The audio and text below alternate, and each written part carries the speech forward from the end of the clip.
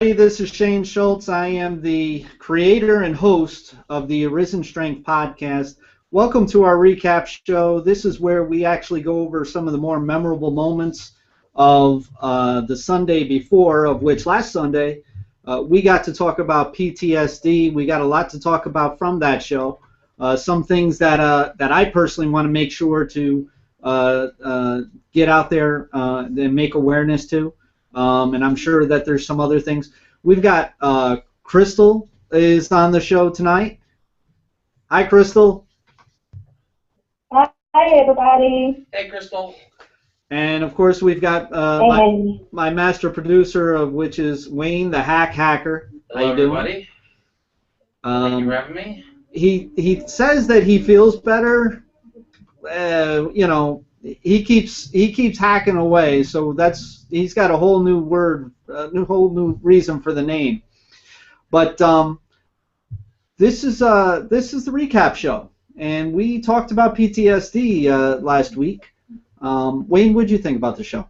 One, I thought the show went really well because we started using the question-answer option. Mm-hmm. During the live broadcast, so this will only work if you're doing it live.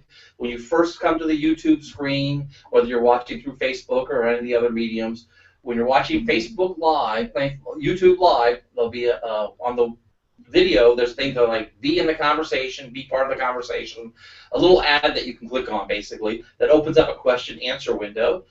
You can type a question to us. That question gets piped right over here to us here in the studios. We can see it. We can, work our conversation around to get to your question. There won't be a direct written response during the show back to you, but your questions will come to us, and then we can address them during the show. So you can be part of the conversation. You can help steer the conversation by asking your questions. And we did something even new tonight that we didn't do last time. About 10 minutes before the show started, we actually opened up the question. And maybe we're going to do that about 15 minutes before we go live. We'll start open the video. There'll be no audio. You can see us here in the studio working around. But it'll give everybody a chance to sort of ask their questions and maybe get a couple of questions generated before we actually go live, so that way you don't have to think about asking a question during the show. Right. Get your question asked early, especially during the recap show. You've seen the show Sunday. You can throw some questions at us Thursday. And that was a lot of fun. And so.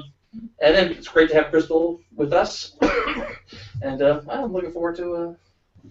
I just noticed something that we also had some issues with Google because Google just had my lower third, just threw it up there and threw it backwards and upside down. So I had to change that. We actually had a problem with Google to where they crashed. Of course, we don't get any notification of which is happening or anything like that.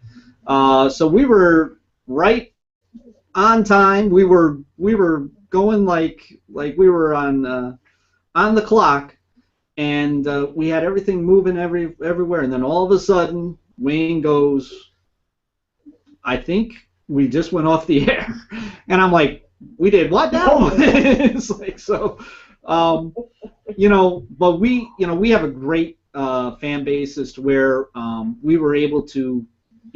Thanks to Wayne, quick thinking and everything like that, he started the new Hangout right away.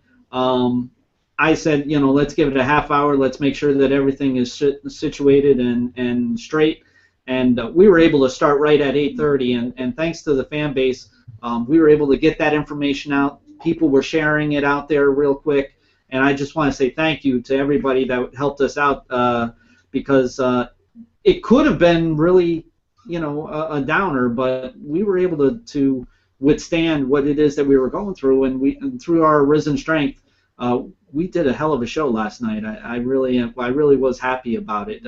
It definitely was the best as far as the video was concerned, as far as the mic was concerned. We definitely we're looking better and better each week that we go along, and we've done some upgrades. Within Arisen Strength Studios here, Crystal, I know that you were just talking about how the show looked really good. It really did, Shane. I was really impressed.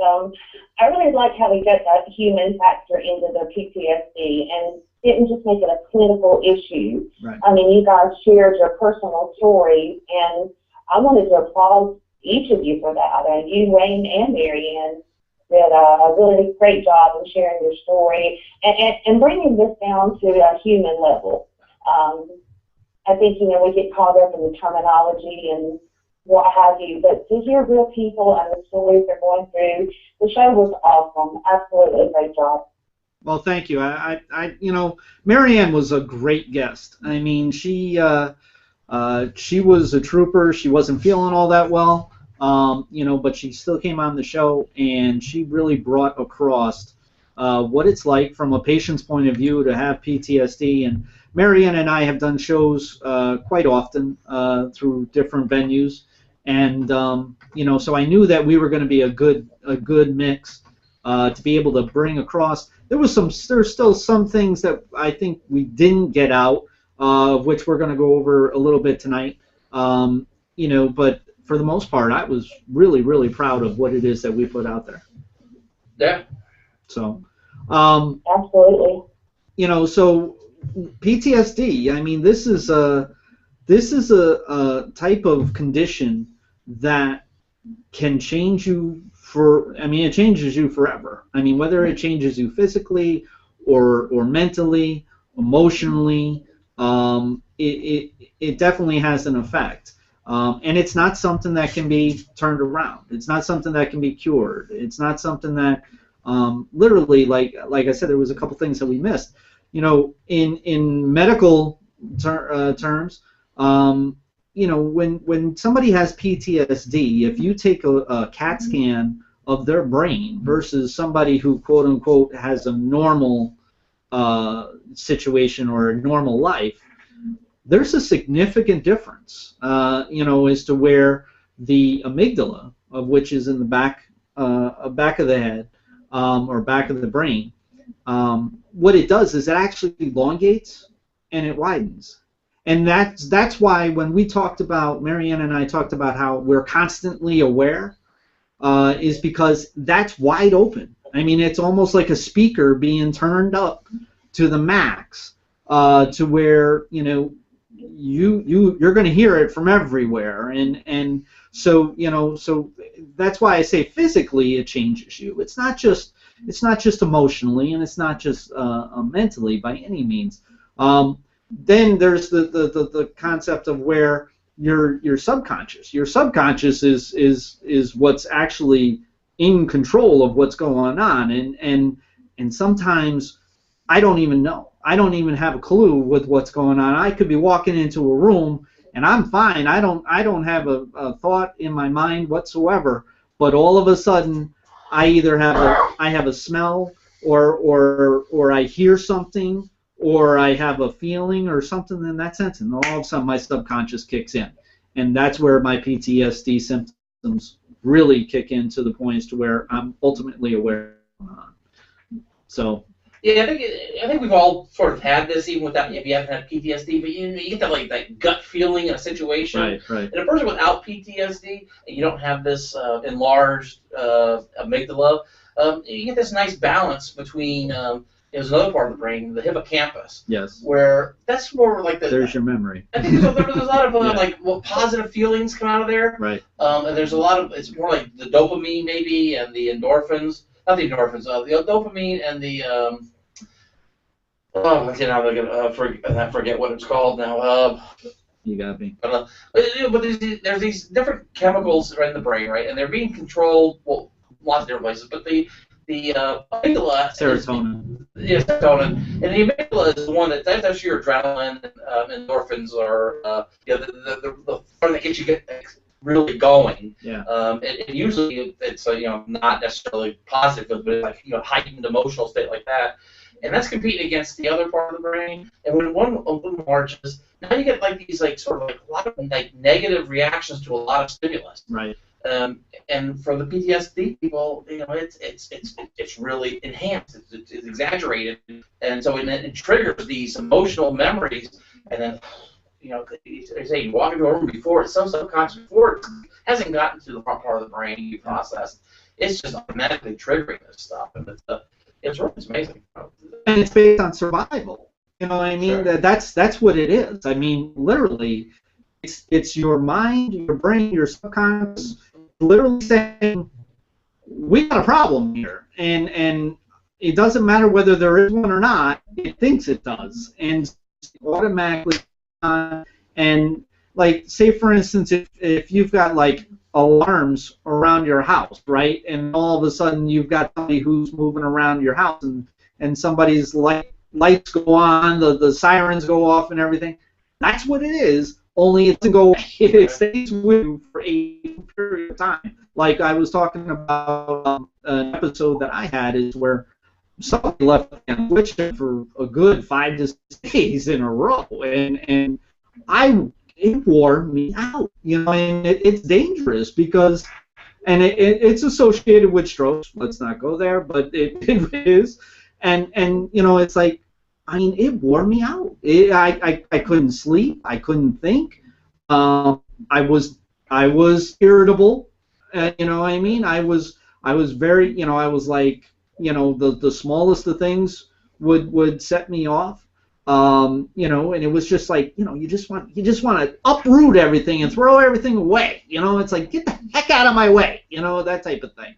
And one thing I thought was really great about having Mary Ann on, when she was talking about her experience, because she's been, you know, dealing with, you know, her particular situation for years. Yeah. It's been going on 15 years, essentially. For a lot of that, it wasn't being treated specifically for PTSD. She was just being treated for depression, anxiety, and some mood things. And it wasn't really getting to the core of what was going on because it hadn't been pinpointed and specifically diagnosed. And once it was, and she was able to get into treatments that were specifically designed to address PTSD, she said like night and day in her life. You know, after 10 years of Xanax and the other things that she was doing, therapies that weren't working, and she got into the therapies that were working and got the meds just right, and she said it's like night and day. You know, she's gone from isolation, where she was isolating herself more and more and more, and only going out to go to doctor's appointments, which, you know, we talked in the show about that. You know, that's not living, that's just surviving. Yep. You know, she spent so much time just in survival mode that she wasn't doing any living. And then when getting the proper treatment, she's able to go out now and do things that she couldn't do before. Just as simple as going to the beach on a nice day, right, you know, and enjoying the beach, going to the mall and enjoying the mall. And as opposed to before not going. And then there was that transitional period where she was doing these things, as what they call it, aversion therapy, not aversion therapy, but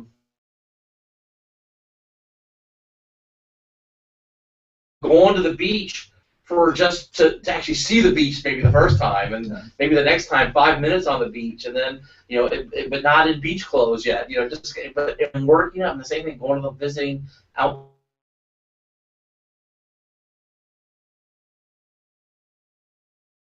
But that's part of living. Like, hey, I'm gonna go to the beach. Yeah, and that's a great thing. And you know, I mean, I think Crystal has probably had some experiences with people who have PTSD, and I can tell you through my personal experience, these treatments that are out there, they don't always work. You know what I mean? And it really is, you know, it's a process of elimination to what does work. I mean, I'll give you an example: hypnosis. You know, it's like, I did a hypnotic therapy, and it was real simple. It wasn't a real big thing, you know, but it was to the point where they had me in a library, and they said, okay, well, here's a bunch of books. You know, tell us which ones are the quote-unquote good ones, and the other ones, you know, what are the ones that aren't so good. And I've had an eventful life, so I've got quite a bit that are on the side that are less than good. So anyway, so the idea is you take the book and the bad books, or the ones that aren't so good, and you throw them out the window, let them go, and therefore you just get over it, type of thing. You find a way to where it opens you up to where you let it go. Well, what happened with me was I'm looking at the books and everything, and then all of a sudden in my mind, right, the library catches on fire.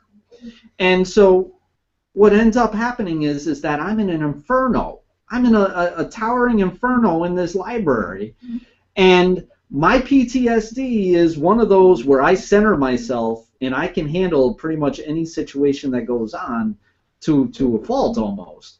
And here it is, the library is on fire, and between my PTSD and my suicidality, I decide I'm just going to sit down and enjoy the view. And so here it is. I sat down and I watched I'm meanwhile, of course, if I stay there long enough, obviously, you know what's going to end up happening. So I end up, they wake me up and everything, and they said, what were you doing? What was going on? And then I told them, and like, yeah, let's not do that ever again. So it's like, it's one of those things as to where it's like it's a process of elimination, and but it's well worth the time. Parker, she found something that actually worked out for her to where she can manage it a little bit better, and that's important. And for her, the key was identifying it as PTSD. They were different things, but they were really just like, it was more of a real, like a scatter shot, just trying anything, and a lot of the things that just, there was no hope of working because it wasn't even getting close to the issue.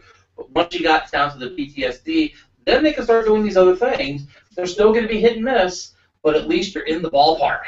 That was a And I've had that conversation with Marianne, and Crystal can back me up. I think Crystal's a nurse. That's why we have Crystal around quite a bit for a whole lot of different reasons. This one happens to be this reason. She's a nurse, so she's had experiences with people who have PTSD.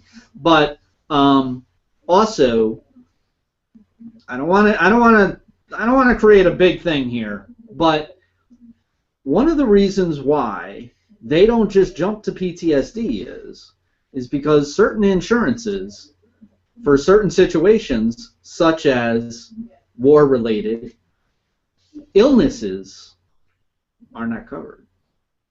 They want now injury-related, or now that is something that they want to cover. They'll cover. So illnesses can be something that happen pre-existing your situation, that your service time. And so they're going to go to the outer extents of being able to say, no, you've had this way before you started, in your service. Me personally, it's an injury. You know what I mean? It really is. It's an injury. And I think, Crystal, what's your opinion? Boy, I've seen the insurance companies fight these diagnoses, as you said. If that's the issue that you're getting at. I don't like insurance companies. I don't know many people who do.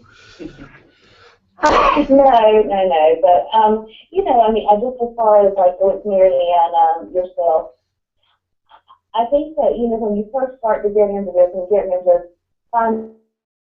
you finally go to your doctor or whatever, the signs of PTSD are the same signs of depression. It's just a magnification of it, and it's much later than that. Right. And I think a lot of times that it's just real easy to throw a lot of words next at people. Yeah. And say, this is kind of how they are anyway. Yeah. It's just your nerves, your stress, whatever. But that diagnosis, like Wayne said, like he said, like Mary Ann pointed out, it's an evidence of what you have to get done before you're going to get that help. It's a totally different type of treatment for PTSD. And fighting insurance companies over it, that would take us 2 weeks to try to tell you all the tricks that we use to get around that. And that's it. It's like, and it's not just the insurances. It's also the fact that, like, when like I said, if we're talking about the service, we're talking about the government as well. I mean, they push you to the outer extremes to be able to be able to prove that you develop. And that's why I call it a condition. I don't call it an illness, because it's not like you catch it. It's not like you were born with it. There was I was reading a story recently, in the last year, about PTSD, and as it relates to Vietnam veterans, which is now going back 40 Which is years. where it began. Yeah, and that's, what we know about PTSD, and the reason we call it PTSD comes out of working with these men and women that during the Vietnam War. There was a lot of serious, research done on it, but it didn't actually get labeled as PTSD, like war-related PTSD, whatever, until maybe 1980, in that range. Mm-hmm. And what's happening, and this is a little bit ironic, there are these people who were in Vietnam War, in the Vietnam era, and that's when they basically were, when they were, developed their PTSD, who are not covered. Insurance companies not paying for them because of the fact that it's like you can't get the people to agree that they have PTSD from that, because at that time you didn't label it. So it wasn't like grandfathered in kind of thing. It's like the only people who can get war-related PTSD are the people who get it after sometime Gulf War kind of thing. Right. So a lot of Vietnam veteran people are being left out of getting the PTSD treatment they need because they can't get the PTSD diagnosis because of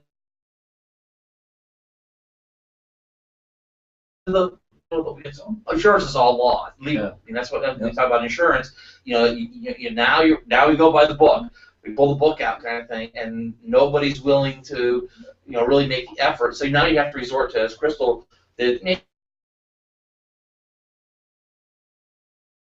little bit, because you're trying to get the right treatment to the right people. And it's and the big problem is that insurance is just an extra layer that gets in the way of people getting the help they need. And we need it for as it is, and we need so I don't want to make this a show about insurance. But we have to recognize that a lot of times we have to deal with insurance, and that's part of the DSM. The DSM really is. It's a manual that's great for the doctors because they can share diagnosis information quickly by just pointing to chapter and verse and title, and then now you know what you're talking about. But one of the things that drives that is consistency of billing. Insurance companies want to know what they're paying for. That's the majority. So what am I paying for? So the DSM-5 is what am I paying for? But doctors use it because they were able to. Now they can get information back and forth to each other without having to read pages and pages and pages of notes. We refer to chapter, verse, and title in the DSM-5 or.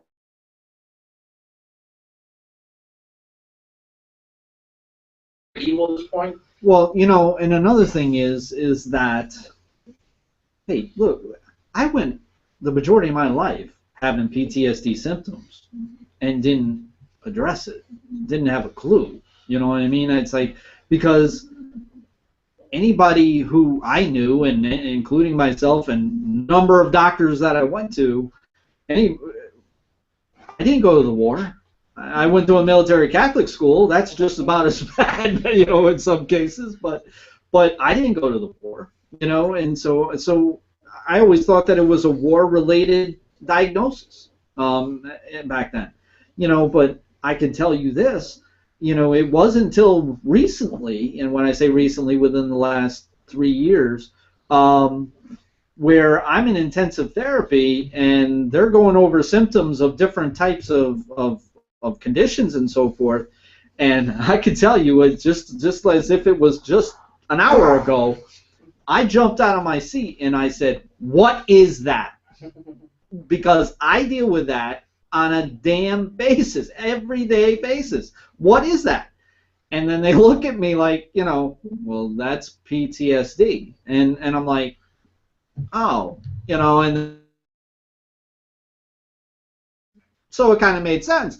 But I really didn't think of it that way, I just didn't see it that way. And really that's distorted, and that's another thing that I want to bring up too, that we really didn't get, is the fact that there's a lot of denial in regards to people who suffer from PTSD. In fact, that's part of the condition, because it's weird. You don't necessarily feel the anguish of the emotion of what it is that happens, okay? In fact, in some cases, you forget what it is that happened, and that's a big, big thing when it comes to stereotypes and when it comes to the stigma, is that if somebody's going to say, well, what happened to you? And they're like, well, I don't really remember. Well, then it didn't happen. And well, it can't be that bad. Well, the bottom line is that that's part of the condition, is to where it is common for the person who has the condition of PTSD, they do not recollect the event or events that had happened for over a prolonged period of time. And so that is something that is really a fallacy to believe that, well, if they can't remember it, it couldn't have been too bad. So, and another thing is, we talked about complex PTSD. That's another thing that I have personally. This is a little bit different. It's not an event. It's over a prolonged period of time, and it's to for those who feel that their life is in jeopardy, or also people who are extremely suppressed. Given Arisen strength, that kind of works for us. They're extremely depressed, or not depressed, but suppressed, to where they aren't going anywhere. They feel extremely stuck. They feel like they are guilty all the time in regards to domestic violence type situations and so forth. Sexual abuse is another thing that comes along with PTSD. So I mean, these are things that, this is what this condition is. It's not a simple condition, and it's not anything you want to deal with. And at least for now, complex PTSD is not recognized in DSM-5 as a separate diagnosis. No. And generally what ends up happening is it gets lumped under borderline personality for the most part. There's other places where it can kind of slip in. Well, it's not otherwise specified is what it is. And because it's not otherwise specified. And it's because we're just starting to learn about it, really. It's part of that, like Shane was mentioning, there was this thinking of PTSD is from, from war. It's shell shock, it's battle fatigue, it's,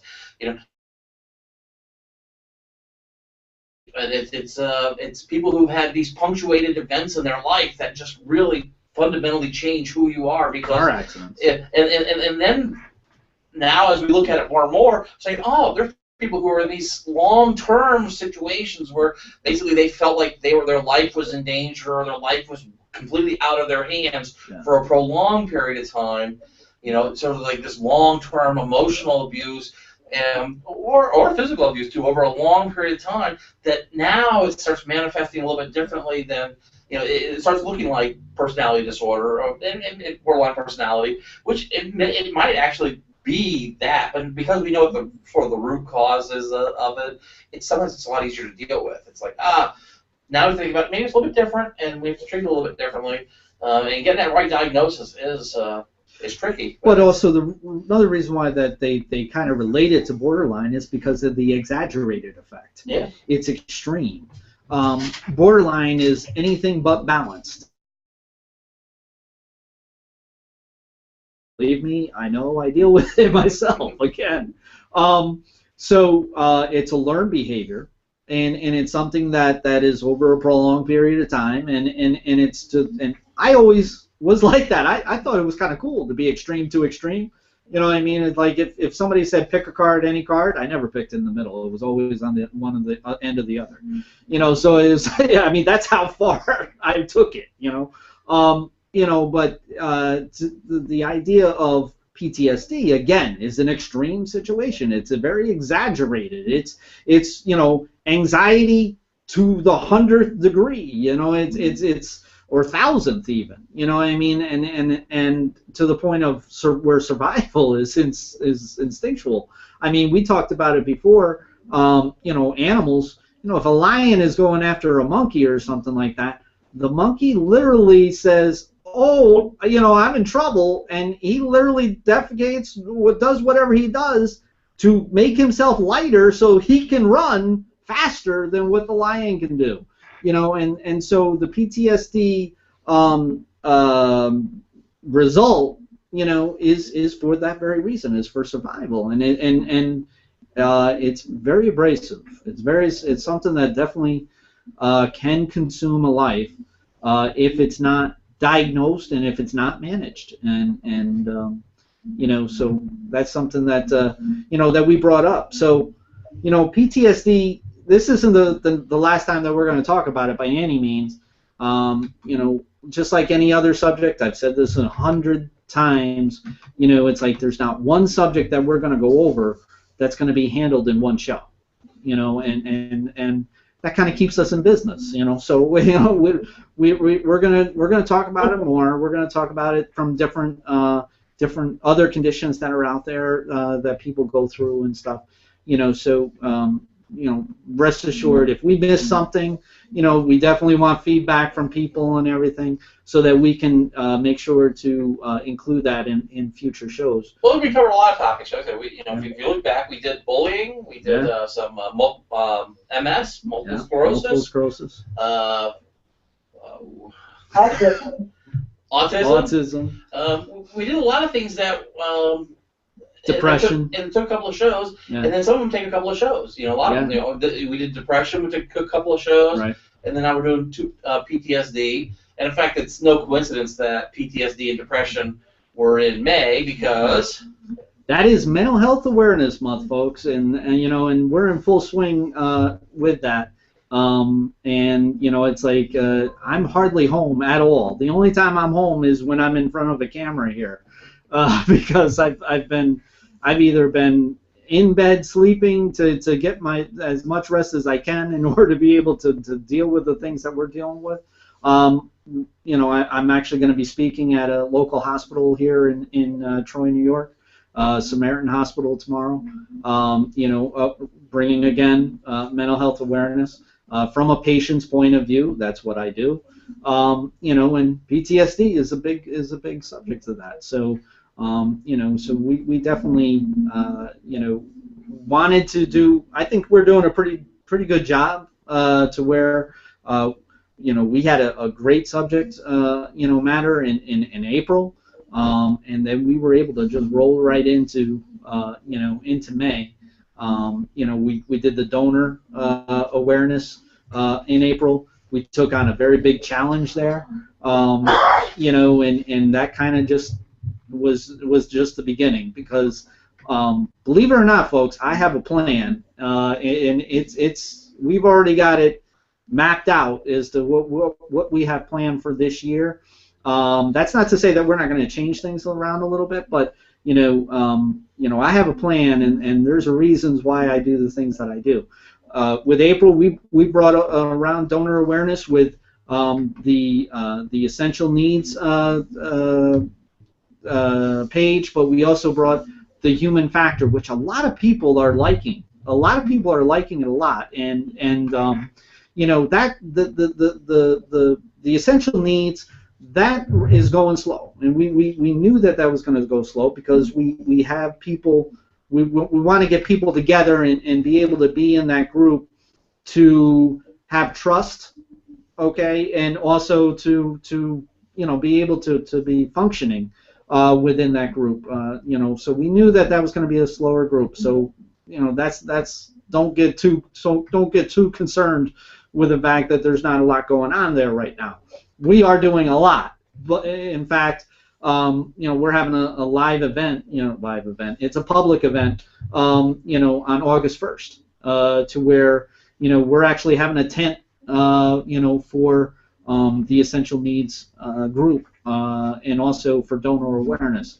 So, you know, we brought home the human factor of where, you know, this is an advocacy group, and this is something that Crystal is highly into, which is healthcare advocacy. You know, so this is something that we put into place because we're really going to attack you know, the different stigmas that are out there, the different distortions that are out there, and we're going to make it, you know, the real deal for what it is that donorship is really about. So we did that in August, and then we rolled right into, you know, Mental Health Awareness Month, of which is my forte.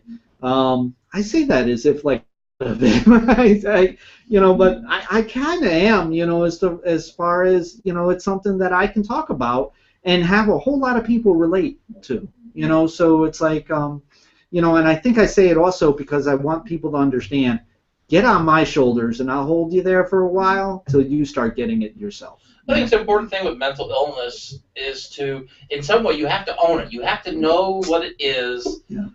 You got to be able to put words to what you have. Right. So that way you can address the issue.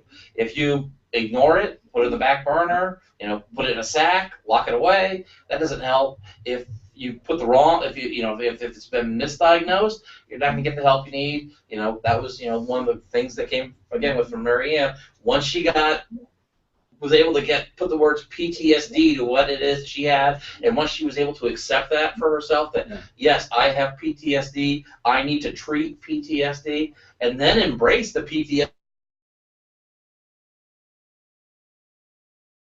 What? Yeah. I have no interest in that whatsoever. There's this whole process of turning the mind that is a long process that, one, starts with radical acceptance. Yeah. You have to know where it is you are standing. You have to know where it is that you are facing before you can start turning your mind. You have to know what you're thinking. You have to have an idea of where you are before you can start changing to where you want to be or where you need to be. And part of that is you have to let go and you have to just let it happen. So going to see professionals. We're not professionals here. We're not giving medical advice. No. I don't think I heard Shane say, you make sure you do hypnosis. No. I don't think I heard Shane say, don't do hypnosis. But I think the one message we can give, and Crystal will back us up on this because she is a medical professional, is don't be afraid to seek medical professional help from medical professionals. Right. And in fact, that's the first thing that we'll say is to, do you have a therapist? Yes, no, okay. If you don't, find one. If you do, get with that person. And same thing with doctors. It's like Crystal will say, we keep on saying Crystal, would you agree with us that if you got something going on, go to a professional? Absolutely. Absolutely. You cannot treat this yourself. Right. You can try, but like Wayne said, we have a tendency to take this up and bottle it up and lock it away, and all of that.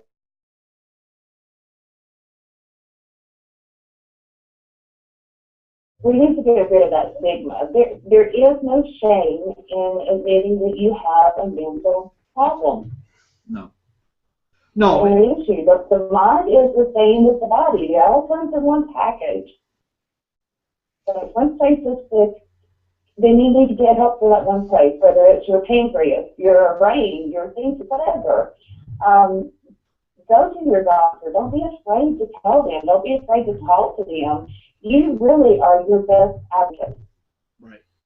Yeah, absolutely. And taking ownership is a big turn towards recovery. And I know that was a big thing for me, which kind of rolls along because as the recap show, we kind of make it a little bit shorter than what we do on Sunday. We talk about taking ownership of our situations, of our health, of our medical and mental health. One of the things that I learned from my mental health was distraction. Distraction was a very big thing that worked for me to be able to get through not only the day but through the hours sometimes. And one of the things that I used to do, and I still do to this day, is I would utilize motivation. I would utilize motivational videos. I would utilize motivational speeches, motivational videos from YouTube and so forth. And so, this was one of those things that I used to use in order to be able to get me through that day. Whether it was, it's like I got chronic migraine, so I know what pain is. So, it's like in order to get through that, it's like I'll watch a motivational video. When it comes to my depressed moment, sometimes I need a motivational speech just to take my mind off of it. Just to give myself some good positive, even though that I don't feel that way. And so that's something that for me that's what works.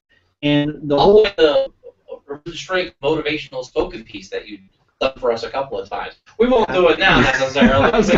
Yeah, I mean, I could do it, but it's just, yeah, you know, I mean, it's, look, I'm a motivating kind of guy, you know, it's like, mine's a little bit different, you know what I mean? I'm not the rah-rah, sis-boom, you know, it's like, hey, you know, unless it's the Dallas Cowboys, racing, or Yankees, or something like that, then I get a little intense. But I mean, my motivation is intense. I get hyped, and I get, you know, to the points where I get active and I get productive.